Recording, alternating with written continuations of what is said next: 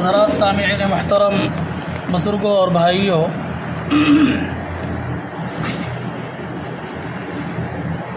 اللہ رب العزت کا بے پناہ شکر اور احسان ہے کہ اس پاک ذات نے ہم سب کو دین اسلام سے منسلک فرمایا، جو تمام دینوں پر غالب ہے، اور قیامت تک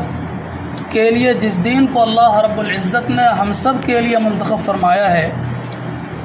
اس پر ہم اور آپ اللہ رب العزت کا جتنا بھی شکر ادا کریں کم ہے۔ جو حدیث پاک پڑھی گئی ہے اس کے اندر اللہ کے نبی صلی اللہ علیہ وسلم نے صحابہ کرام سے پوچھا، کیا میں تمہیں ایسا درجہ نہ بتاؤں جو روزہ، نماز اور صدقہ ان تمام سے بڑھ کر کے ہے؟ صحابہ کرام نے عرض کیا، کیوں نہیں اللہ کے نبی، ضرور بتائیے۔ فرمایا نبی پاک صلی اللہ علیہ وسلم نے، اصلاح ذات البین و فساد ذات البین ہی الحالقہ، کہ جو چیز روزے سے بھی زیادہ افضل ہے، اور نماز سے بھی زیادہ افضل ہے، اور صدقہ اور خیرات سے بھی زیادہ افضل ہے، وہ ہے آپس کی لڑائی کو دور کرنا، آپس میں صلح اور صفائی کا معاملہ کرنا، اور فرمایا آپس کے اندر بگاڑ پیدا کرنا، جھگڑا اور لڑائی پیدا کرنا، یہ دین کو مونڈنے والی چیز ہے۔ اللہ کے نبی صلی اللہ علیہ وسلم بسا اوقات صحابہ کرام سے سوال کرتے تھے، اور سوال کر کے جب صحابہ کرام کی جانب سے مطالبہ ہوتا تھا، اس چیز کی طلب ہوتی تھی، تو حضور علیہ الصلوۃ والسلام جواب ارشاد فرمایا کرتے تھے۔ یہ ایک طرز تھا حضور علیہ الصلوۃ والسلام کا، اور یہ طرز انتہائی مفید ہے۔ بات دراصل یہ ہے کہ اگر آدمی کے اندر کسی چیز کو حاصل کرنے کی طلب پیدا ہو جائے، کسی چیز کو معلوم کرنے کی طلب پیدا ہو جائے، تو وہ چیز آدمی بغور سنتا ہے اور عمل کرنے کی نیت سے سنتا ہے، اور اس کو اپنے ذہن و دماغ کے اندر بٹھا لیتا ہے۔ لیکن اگر آدمی کے اندر طلب نہ ہو، اس کے اندر طلب نہ ہو، تو چاہے لاکھ اچھی سے اچھی بات بتا دی جائے، اچھی سے اچھی نصیحت کر دی جائے، لیکن چونکہ دل کے اندر طلب نہیں ہے، طلب نہیں اس چیز کے سلسلے میں، اس لیے آدمی اس بات کو غور سے نہیں سنتا، ایک کان سے سنتا ہے، دوسرے کان سے نکال دیتا ہے۔ اس لیے حضور علیہ الصلوۃ والسلام نے صحابہ کرام سے سوال کر کے صحابہ کرام کے اندر کی طلب معلوم کی تھی کہ کیا میں تمہیں ایسی چیز نہ بتاؤں کہ جس کا مقام روزے سے بھی اوپر ہے، جس کا مقام نماز سے بھی اوپر ہے، اور جس کا مقام صدقہ اور خیرات سے بھی اوپر ہے؟ اب صحابہ کرام کو شوق پیدا ہوا کہ ایسی کیا چیز ہے کہ جس کا ثواب ان تینوں عبادتوں سے بڑھ کر ہے، کیونکہ نماز کی فضیلت سن رکھی تھی انہوں نے، صدقے کی فضیلت بھی سن رکھی ہے، اسی طریقے پر روزے کی فضیلت بھی سن رکھی ہے، لیکن ان تمام فضائل سے بڑھ کر ایک نبی پاک علیہ الصلوۃ والسلام اور بھی بڑی چیز بیان کرنا چاہتے ہیں۔ آخر ہے کیا وہ چیز؟ دل کے اندر شوق پیدا ہوا۔ حضور علیہ الصلوۃ والسلام نے جب صحابہ کرام کے اندر یہ طلب دیکھی، تو پھر فرمایا کہ دیکھو، ان تمام چیزوں سے بڑھ کر جو چیز سب سے بڑی ہے، وہ ہے آپسی تعلقات کو درست رکھنا، آپس کے لڑائی جھگڑوں کو ختم کرنا۔ اب صحابہ کرام کو نماز کی فضیلت معلوم تھی، چونکہ حضور علیہ الصلوۃ والسلام نے فرما رکھا ہے کہ جو بندہ نفلی عبادت کرتا ہے، نفلی نماز پڑھتا ہے، تو جس قدر نفل نماز کے اندر وہ زیادتی کرتا جاتا ہے، اسی اعتبار سے اس کا درجہ اللہ رب العزت کے یہاں اور بڑھتا چلا جاتا ہے، اور اسی طریقے پر نوافل نماز پڑھتا رہتا ہے، یہاں تک کہ اللہ تعالیٰ کا اتنا قریب ہو جاتا ہے، اللہ تعالیٰ اس سے اتنا زیادہ راضی ہو جاتا ہے کہ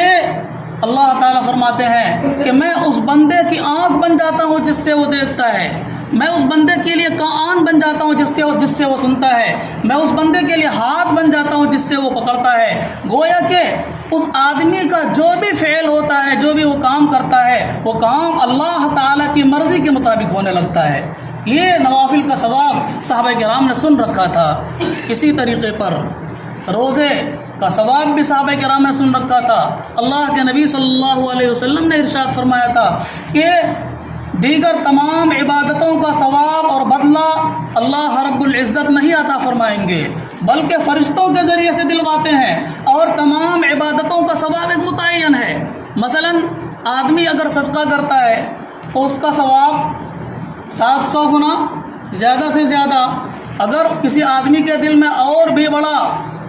خشوع خضوع ہے، اخلاص ہے، تو اور بھی بڑھ سکتا ہے۔ لیکن صدقے کا ثواب ایک محدود ہے، ایک لمٹ ہے اس کی،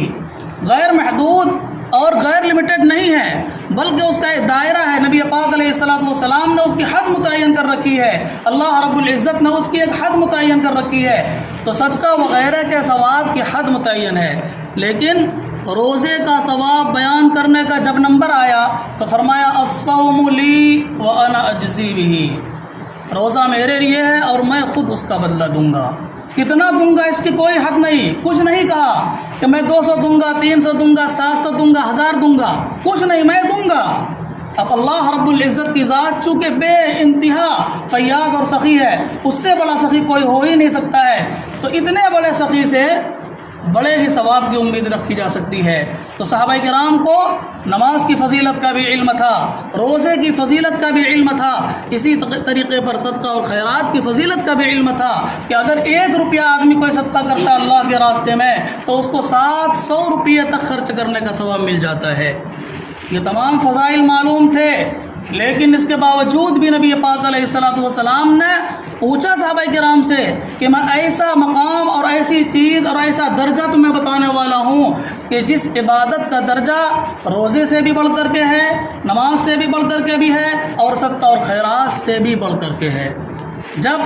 حضور علیہ الصلوۃ والسلام کو صحابہ کرام کی طرف سے طلب معلوم ہو گیا اور صحابہ کرام نے اصرار کیا اللہ کے نبی ضرور بتائیے ایسی کون سی چیز ہے کہ جس کا ثواب تینوں چیزوں سے بڑھ کر کے ہے، تو حضور علیہ الصلوۃ والسلام نے فرمایا اصلاح ذات البین، صلح قائم کرنا،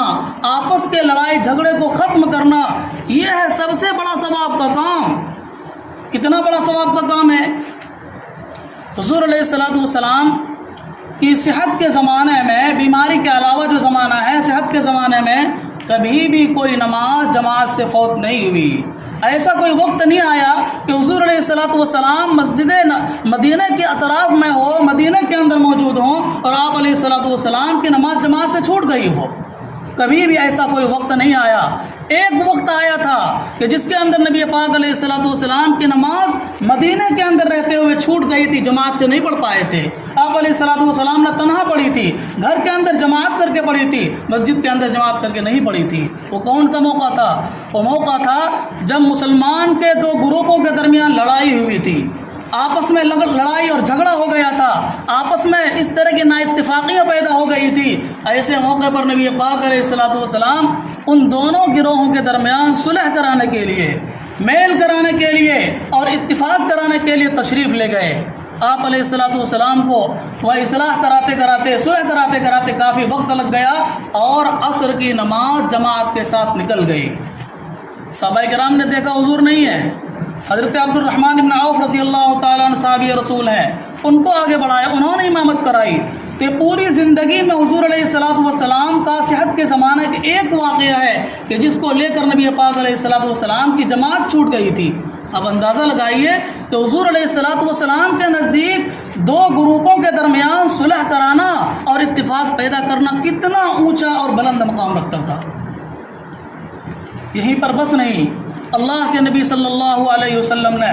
یہاں تک فرمایا لیس الکذاب الذی ینمی خیرا، عام حالات میں جھوٹ بولنا گناہ کبیرہ ہے، بڑی سخت ممانعت ہے، بڑی سزا کا ذکر ہے، عام حالات میں گناہوں کے ذکر پر بڑی وعیدیں ہیں، لیکن اگر کسی 2 آدمی کے درمیان، جن کے درمیان لڑائی اور جھگڑا ہے، دونوں ایک دوسرے سے نفرت کرتے ہیں، چہرہ دیکھنے تک گوارا نہیں کرتے، اگر ایسے 2 آدمی کو آپس میں ملانے کے لیے کوئی آدمی جھوٹ بول کر کے بھی دونوں کو ملاتا ہے تو حضور علیہ الصلوۃ والسلام فرماتے ایسا آدمی جھوٹا نہیں ہے۔ کیسے جھوٹ بولے گا؟ 2 آدمیوں کے درمیان اتفاق نہیں ہے، لڑائی جھگڑا ہے، تو ایک آدمی بیچ میں کھڑا ہوتا ہے اور وہ ایک شخص کے پاس جاتا ہے اور کہتا ہے کہ بھائی تمہاری فلاں سے ناراضگی ہے، تم ان سے غصہ کرتے ہو، ان سے بات نہیں کرتے ہو، حالانکہ وہ اچھا آدمی ہے، وہ تمہارے لیے دعائیں کرتا ہے، تمہارا تذکرہ کرتا ہے بھلائی کے ساتھ، تمہاری تعریف کرتا ہے۔ اب جب اس طرح کی بات وہ دوسرے کے تئیں ان کی زبان سے سنے گا تو ظاہر سی بات اس کا دل نرم ہوگا، جو دل کے اندر نفرت ہے وہ ختم ہونے لگے گی، اور وہ چاہے گا کہ کوئی ایسا موقع آئے جس وقت ہم دونوں آپس میں مل جائیں، مصافحہ کر لیں، اور جو غلطیاں ہوئی ہیں وہ آپس میں صلح اور مصالحت کی بات کر لیں۔ اسی طرح حالانکہ اس نے کچھ نہیں کہا، کچھ تعریف نہیں کی، لیکن وہ اپنی طرف سے بنا کر کہتا ہے فلاں آدمی تو آپ کے بارے میں ایسا نظریہ رکھتا ہے، ایسی ایسی تعریفیں کرتا ہے، آپ کے لیے دعائیں کرتا ہے کہ آپ اچھے آدمی ہیں، لیکن آپ اس سے دوری بنائے ہوئے ہیں۔ پھر وہ آدمی اٹھ کر دوسرے کے پاس جاتا ہے اور دوسرے کے سامنے اسی طرح کی بات کرتا ہے۔ اب دونوں کے کانوں تک جب اس طرح کی باتیں پہنچی ہیں، ظاہر سی بات ہے جو دل کے اندر نفرت تھی اس کے تعلق سے، وہ دونوں کے دلوں سے نفرت کم ہوگی، اور ایک وقت آئے گا کہ وہ آدمی جلدی سے دونوں کے اندر صلح ہو جائے گی اور آپس کے جھگڑے اور لڑائی ختم ہو جائیں گے۔ تو اتنا بڑا مقام ہے آپس کے اندر صلح کرانے کا۔ میرے محترم بزرگوں اور دوستوں، یہ لڑائی اور جھگڑا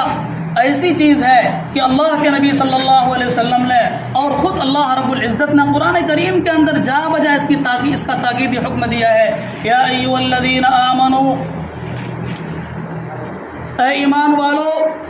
تم اللہ کا ایک بندہ بن کر کے رہو، واعتصموا بحبل اللہ جمیعا ولا تفرقوا، اے ایمان والو اللہ تعالیٰ کی رسی کو مضبوطی سے پکڑ لو اور آپس میں گروہ بندی نہ کرو، آپس میں اختلاف مت کرو، آپس میں انتشار مت کرو، اور تفرقہ بازی مت کرو، فرقہ بندی مت کرو، بلکہ مل جل کر کے رہو۔ میرے محترم بزرگ اور دوستو، تو یہ نبی پاک علیہ السلام نے آپس کے اندر اصلاح کرانے والے کا اور اصلاح کرنا اتنا بڑا ثواب بیان کیا ہے، لیکن اگر کوئی آدمی اصلاح کرنے کے بجائے، میل جول کرانے کے بجائے دو شخصوں کے درمیان دوری پیدا کرتا ہے، دو شخصوں کو لڑا دیتا ہے آپس میں، تو ایسے آدمی کے بارے میں اور ایسے عمل کے بارے میں نبی پاک علیہ السلام نے فرمایا فساد ذات البین ہی الحالقہ، کہ اگر کوئی آدمی دو لوگوں کے درمیان فتنہ برپا کرتا ہے، فساد برپا کرتا ہے، دو لوگوں کو آپس میں لڑاتا ہے، تو یوں سمجھ لیجئے کہ وہ مونڈنے والے ہیں۔ کس چیز کو مونڈنے والے؟ بال کو مونڈنے والے؟ فرمایا نہیں، لا اقول حالق الراس، میں یہ نہیں کہتا کہ وہ سر کو مونڈنے والا ہے، بلکہ وہ تو دین کو مونڈنے والا ہے۔ اس لیے کہ ظاہر سی بات ہے، سب جانتے ہیں کہ جب دو آدمیوں کے درمیان تو میں ہوتا ہے، لڑائیاں ہوتی ہیں، جھگڑے ہوتے ہیں، تو اس حالت میں، غصے کی حالت میں آدمی اپنی زبان سے کیا بکتا ہے کچھ نہیں کہا جا سکتا، ایک دوسرے پر بہتان لگاتا ہے، تہمتیں لگاتا ہے، گالیاں دیتا ہے، طرح طرح کی باتیں آتی ہیں، اور ظاہر سی بات ہے تہمت لگانا، بہتان لگانا، گالیاں دینا، یہ سراسر اسلام کے خلاف اور دین کے خلاف باتیں ہیں۔ اس لیے نبی علیہ السلام نے فرمایا کہ آپس میں تعلقات کو خراب کرنا یہ دین کو مونڈنے والے اعمال ہیں، لہذا اس سے بچنا چاہیے۔ تو اس طرح کے اختلافات آتے ہیں، ہوتے ہیں، لیکن اس سلسلے میں پہل کرنا یہ ہم سب کی ذمہ داری ہے۔ کون چاہتا ہے کہ ہمیں نماز سے بھی زیادہ بڑھ کر ثواب ملے؟ افسوس کی بات یہ ہے کہ لوگ نماز کو دین کا کام سمجھتے ہیں، روزے کو بھی دین کا کام سمجھتے ہیں، اسی طریقے پر خیرات کرنے کو، زکوٰۃ نکالنے کو دین کا کام سمجھتے ہیں، اور ہے بھی دین کا کام، اس سے کسی کو انکار نہیں، بڑے دین کا کام ہے یہ، لیکن آپس کے درمیان صلح کرنے کو یہ دین کا کام نہیں سمجھا جاتا۔ یہی وجہ ہے کہ بہت کم ایسے لوگ ملیں گے آپ کو کہ جو دو شخصوں کے درمیان صلح کراتا ہو آگے بڑھ کر کے،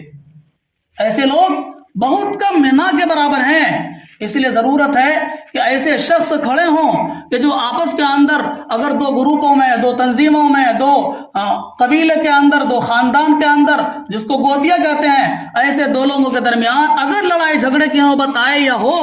تو آدمی کو بڑھ چڑھ کر کے میل جول کرانا چاہیے، صلح صفائی کرانی چاہیے، اور نماز سے، روزے سے اور صدقے سے زیادہ ثواب اپنے نام کرانے کی کوشش کرنی چاہیے۔ میرے محترم بزرگ اور دوستو، یہ تو اصلاح کرانے کی فضیلت اور آپس میں فساد اور فتنہ ڈالنے کی خرابی کا بیان ہے، لیکن سوال یہ پیدا ہوتا ہے کہ آخر یہ لڑائی اور جھگڑے اور یہ نا اتفاقیاں پیدا ہی کیوں ہوتی ہیں؟ ہم اس کی وجہ کیوں نہ تلاش کریں کہ جس وجہ کو جان کر ہمارے اندر لڑائیاں نہ ہوں، ہمارے درمیان لڑائیاں ہی پیدا نہ ہو، نا اتفاقیاں ہی پیدا نہ ہو۔ اس کے لیے حضرت حاجی امداد اللہ مہاجر مکی رحمۃ اللہ علیہ جو علماء دیوبند کے پیر و مرشد تھے، حضرت مولانا قاسم نانوتوی رحمۃ اللہ علیہ کے نام سے کون نہ واقف ہوگا؟ حضرت مولانا رشید احمد گنگوہی رحمۃ اللہ علیہ کے نام سے کون نہ واقف ہے؟ اکثر جانتے ہیں، خاص کر جو عمر دراز لوگ ہیں ان کو معلوم ہے کہ حضرت مولانا قاسم نانوتوی رحمۃ اللہ علیہ یہ وہی شخصیت ہے کہ جنہوں نے دارالعلوم دیوبند کی بنیاد ڈالی تھی۔ انہی کے زمانے حضرت مولانا رشید احمد گنگوہی رحمۃ اللہ علیہ تھے، تو علماء کی ایک ٹیم تھی، ایک جماعت تھی، انہوں نے مل کر دارالعلوم کی بنیاد ڈالی تھی۔ تو ان سب کے شیخ تھے حضرت حاجی امداد اللہ مہاجر مکی رحمۃ اللہ علیہ، جن کو سید الطائفہ کا لقب دیا گیا ہے۔ انہوں نے بہت بڑے کام کی بات کہی ہے اس سلسلے میں کہ جس سے آدمی کے درمیان، دو لوگوں کے درمیان لڑائی جھگڑے کی نوبت ہی نہیں آئے گی۔ فرمایا کہ اگر کوئی یہ چاہتا ہو، معاشرے والے یہ چاہتے ہوں کہ ہمارے درمیان لڑائی جھگڑے نہ ہوں، گھر کے افراد یہ چاہتے ہوں کہ لڑائی جھگڑے نہ ہو، دو گروہوں اور تنظیموں کے افراد یہ چاہتے ہوں کہ دو تنظیموں میں لڑائی نہ ہو، آپس میں ہمیشہ میل جول رہے، اتفاق رہے، مل جل کر کے کام کرتے رہیں، تو اس کے لیے ایک بنیادی شرط ہے۔ اگر اس شرط کو کوئی آدمی اپنے پلے سے باندھ لیتا ہے اور اس پر عمل کرتا ہے تو میں گارنٹی لیتا ہوں کبھی بھی ان دو گروپوں کے درمیان لڑائی جھگڑے کی نوبت نہیں آئے گی۔ کیا دو شرطیں ہیں؟ فرمایا ان میں سے پہلی شرط ہے تواضع۔ تواضع کا مطلب ہے کہ میری کوئی حقیقت نہیں، میں تو اللہ تعالیٰ کا بندہ ہوں، اللہ تعالیٰ نے جو احکامات مجھے دیے ہیں میں ان کے کرنے کا پابند ہوں، میری اس دنیا میں، اس زمین میں، اس معاشرے میں کوئی حیثیت ہی نہیں ہے، لہٰذا اگر کوئی میرے اوپر ظلم کرتا ہے، میری حق تلفی کرتا ہے تو اس میں میرا کیا ہے؟ میری تو کوئی حقیقت ہی نہیں ہے۔ اگر وہ میری تعظیم نہیں کرتا، میری عزت نہیں کرتا اور میرا ادب و احترام نہیں کرتا تو اس سے مجھے گھبرانے کی ضرورت نہیں ہے، مجھے ناراض ہونے کی ضرورت نہیں ہے۔ اگر کسی آدمی کے دل میں یہ صفت پیدا ہو گئی تواضع کی کہ میں کچھ نہیں ہوں، میری کوئی عزت نہیں ہے، میں تو اللہ کا بندہ ہوں، وہ جیسا حکم دے گا ویسا میں کرنے کے لیے تیار ہوں، اگر یہ صفت پیدا ہو گئی تو لڑائی جھگڑے کی نوبت نہیں آئے گی۔ یہ پہلی چیز ہے، پہلی شرط ہے۔ اس لیے کہ لڑائی اور جھگڑے کی نوبت ہی آتی ہے تکبر کی بنیاد پر۔ حضرت حاجی صاحب رحمۃ اللہ علیہ نے خود ہی آگے بیان فرمایا کہ لڑائی اور جھگڑے کی بنیاد تکبر ہے۔ ہر آدمی کے دل کے اندر تکبر ہے، کوئی ضروری نہیں ہے کوئی پردھان منتری ہو تبھی تکبر ہے، کوئی نیتا جی ہے تبھی تکبر ہے، مکھیا جی ہے تبھی تکبر ہے، یا کوئی اور ماسٹر جی ہے تبھی تکبر ہے۔ ہر شخص کے دل کے اندر تکبر موجود ہے۔ اندازہ لگائے، ایک شخص گھر کا ذمہ دار ہے، اگر اس کے ماتحت سے مراد جو اس کے نیچے والے لوگ ہیں، جو ان کی بات مانتے ہیں، جو ان کے ماتحت چلتے ہیں، چاہے ان کے بیٹے ہوں، ان کی بیٹیاں ہوں یا اور کوئی لوگ ہوں، جتنے بھی گھر کے اندر افراد ہیں، اگر کوئی ان کی عزت نہ کرے، ایک بات ان کی نہ مانے، فوراً غصہ آ جاتا ہے کہ میں گھر کا سردار ہوں، میں مالک ہوں، پر میری بات نہیں مان رہا ہے۔ وہیں سے لڑائی جھگڑے شروع ہو جاتے ہیں، وہیں سے پریشانیاں شروع ہو جاتی ہیں، وہیں سے آپس میں اختلافات شروع ہو جاتے ہیں۔ اگر یہ صفت اس ذمہ دار کے اندر بھی پیدا ہو جائے کہ میری حیثیت کیا ہے، میں کون ہوتا ہوں جو فلاں کے اوپر حکمرانی کروں گا، تو ایسی صورت میں کبھی لڑائی جھگڑے کی نوبت نہیں آئے گی۔ جھگڑے کی نوبت اسی لیے ہے کہ ہم میں سے ہر شخص سمجھتا ہے کہ میرا تو اتنا بڑا مقام ہے سماج کے اندر، گاؤں کے لوگ تو مجھے بہت عزت دیتے ہیں اور یہ آدمی میری بات ماننے کے لیے تیار نہیں ہے، تب غصہ آتا ہے اور الٹی سیدھی باتیں بکتا ہے اور اس سے ناراضگی کا اظہار کرتا ہے۔ اس لیے فرمایا کہ اگر اتحاد و اتفاق کو باقی رکھنا چاہتے ہیں تو پہلی شرط ہے تواضع اور دوسری شرط ہے ایثار۔ ایثار کا مطلب ہے کہ مجھے چاہے راحت اور سکون ملے یا نہ ملے، دوسروں کو راحت اور سکون اور فائدہ ہونا چاہیے، چاہے مجھے تکلیف برداشت کرنی پڑے لیکن دوسروں کو تکلیف نہیں ہونی چاہیے۔ یہ ایثار ہے، جس کو کہتے ہیں اپنے اوپر دوسرے کو ترجیح دینا، اپنے اوپر دوسرے کو فوقیت دینا، دوسرے کی ضرورت کا زیادہ خیال رکھنا اپنی ضرورت کے مقابلے میں، یہ ایسی صفت ہے کہ اگر اس صفت کو بھی آدمی اپنا لے تو پھر لڑائی جھگڑے کی نوبت نہیں آئے گی۔ ایثار ایسی صفت ہے کہ صحابہ کرام کے اندر یہ صفت موجود تھی، تو اللہ رب العزت نے ان صحابہ کرام کے بارے میں آیت کریمہ نازل فرمائی، والذین یؤثرون علی انفسہم ولو کان بہم خصاصہ، کہ صحابہ کرام کی جماعت یہ وہ جماعت ہے کہ جو اپنے اوپر دوسروں کو ترجیح دیتے ہیں۔ ایک مرتبہ کا واقعہ ہے، یہ آیت جو نازل ہوئی اس کا پس منظر ہے، شان نزول ہے۔ اللہ کے نبی صلی اللہ علیہ وسلم کے پاس مہمان آتے رہتے تھے، دوسرے ملک سے دوسرے علاقے سے آتے رہتے تھے، اور ان میں ہر طرح کے لوگ ہوتے تھے۔ کچھ غریب لوگ ہوتے تھے، ان کے پاس کھانا پینے کا سامان بھی نہیں ہوتا تھا، خالی ہاتھ آ جاتے تھے حضور سے ملنے کے لیے۔ تو ایک مرتبہ ایسا ہی ہوا، حضور علیہ السلام کا معمول یہ تھا کہ جب اس طرح کے لوگ ملنے کے لیے آتے جن کے پاس کھانا پینے کا سامان نہیں ہوتا، تو آپ صحابہ کرام میں سے ہر ایک کے ذمہ دار کے ساتھ لگا دیتے کہ فلاں کو آپ لے جاؤ، ایک کو آپ لے جاؤ، دو کو آپ لے جاؤ، جس کو جس حیثیت کے سمجھتے تھے اسی کے مطابق حضور مہمان کرام کو ان کے ساتھ لگا دیتے تھے۔ چنانچہ ایک صحابی کہتے ہیں کہ میں اپنے ساتھ ایک مہمان کو اپنے گھر لے آیا، کھانا کھلانے کے لیے بھوکے تھے، رات کا وقت تھا۔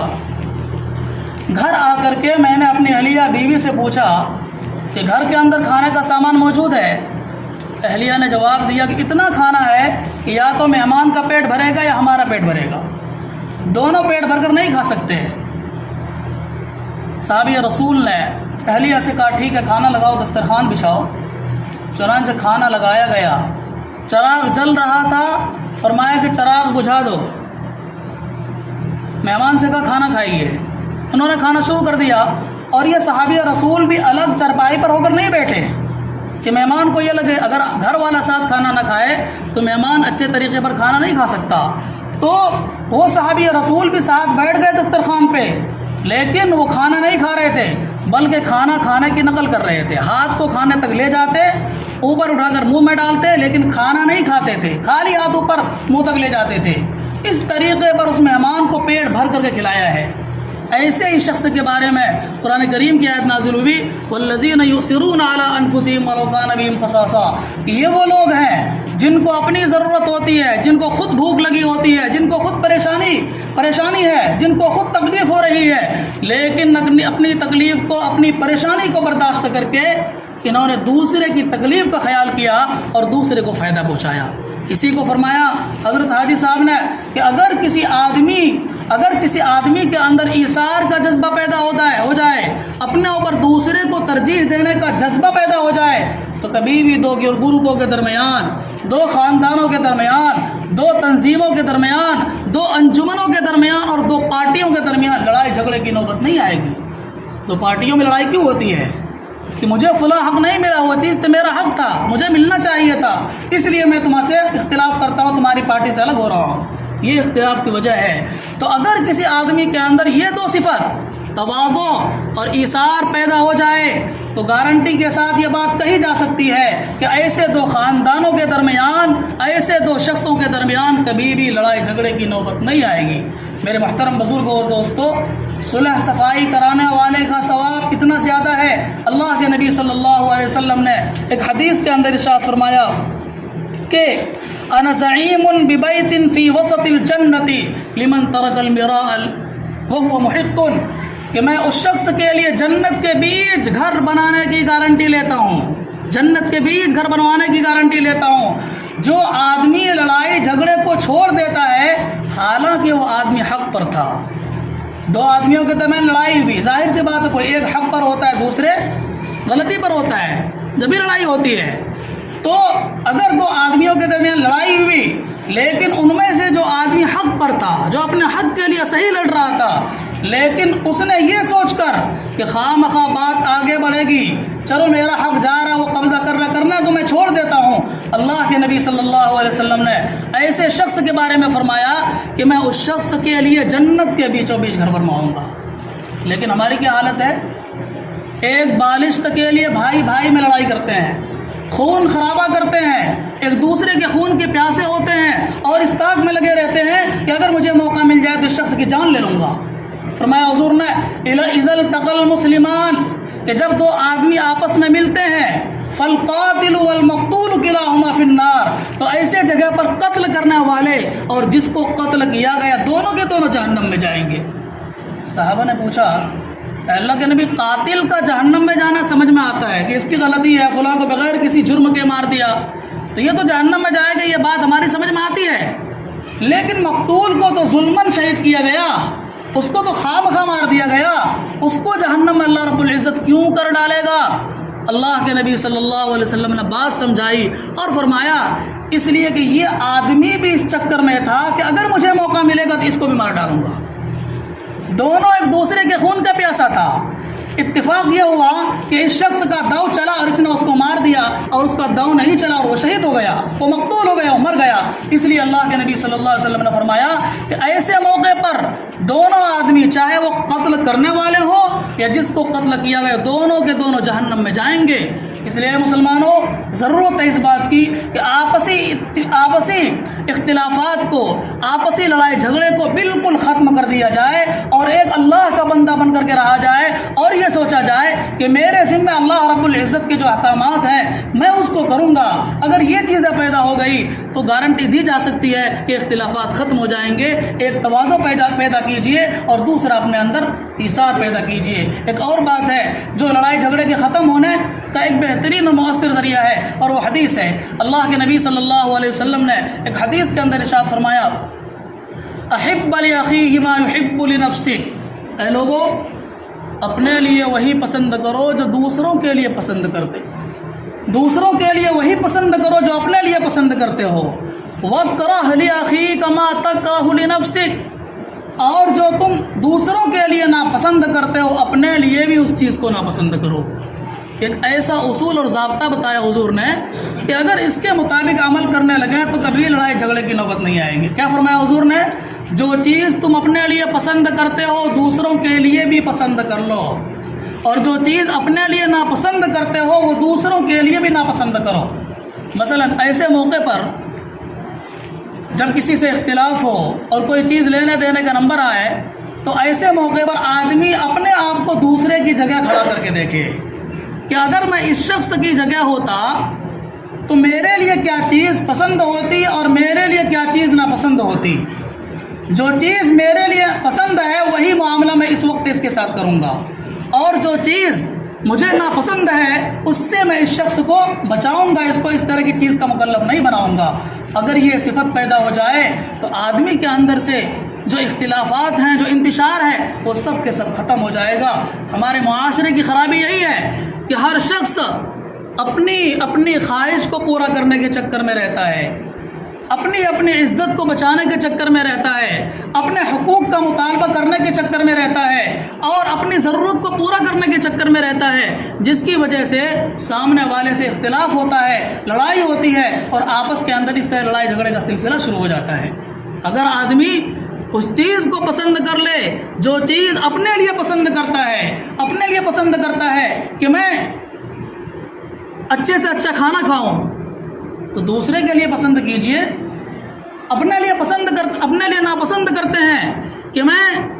دن بھر نہ جاگوں، کسی وقت آرام بھی کر لوں، تو دوسرے کے لیے آپ اس بات کو ناپسند کیوں نہیں کرتے؟ یہ جو دوہرا پیمانہ ہے، دوہرا ترازو ہم نے رکھا ہے کہ اگر لینا ہو تو ایک ترازو سے ناپیں گے، اور جب وہی چیز دوسرے کو دینا ہو تو دوسرے ترازو سے ناپیں گے۔ اسی وقت اختلاف پیدا ہوتا ہے، اسی وقت گھر کے اندر لڑائیاں پیدا ہوتی ہیں، جس وقت ہم دوہرے پیمانے کا، دوہرے ترازو کا استعمال کرتے ہیں اور دوہرے رویے کا استعمال کرتے ہیں۔ اس لیے میری گزارش ہے ایسے تمام لوگوں سے جو خاص کر گھر کے ذمہ دار ہیں تو اس معاملے کو سنجیدگی سے لیں۔ ہم شکایت کرتے ہیں کہ ہمارا حاکم بڑا ظالم ہے، ہم شکایت کرتے ہیں کہ ہمارا وزیر اعظم بڑا ظالم ہے، ہم شکایت کرتے ہیں کہ فلاں افسر بڑا ظالم ہے۔ وہاں بہت دور کی بات ہے، اگر وہ لوگ ظالم ہیں تو آپ جا کر ان کو روک نہیں سکتے، لیکن ہر شخص کو اپنی ذات پر کنٹرول کرنے کا، اپنی ذات پر پابندی لگانے کا پورا حق ہے۔ جو گارجن ہے اپنے آپ کو اس مقام پر کھڑا کرے اور وہ یہ سوچے کہ میں اپنے ماتحتوں کی ضرورتوں کا خیال کرتا ہوں کہ نہیں، میں ان تمام کی ضرورتوں کو پورا کرتا ہوں کہ نہیں۔ اگر پورا نہیں کرتے اور اپنے ماتحتوں پر، بال بچوں پر، دوسرے لوگوں پر، اپنی بیٹیوں پر، اپنے بیٹوں پر ظلم کرتے ہیں تو وہ مودی جی سے زیادہ بڑا ظالم ہے۔ وہ یوگی جی سے بڑا ظالم ہے، اس کا کہنا کہ ہرگز حق نہیں ہے کہ وہ بڑا ظالم ہے، میں تو انصاف پسند ہوں۔ ہر گھر کے اندر ایک ظالم بیٹا ہے اور ایک مظلوم بیٹی ہے، اس لیے ضرورت ہے اس بات کی کہ انصاف کا ترازو ہر جگہ چلایا جائے۔ ہمیں دوسروں کی خرابی نظر آتی ہے لیکن اپنی خرابی نظر نہیں آتی۔ اللہ رب العزت سے دعا ہے کہ ہمیں ان تمام باتوں پر عمل کرنے کی توفیق عطا فرمائے۔ وآخر دعوانا ان الحمد للہ رب العالمین۔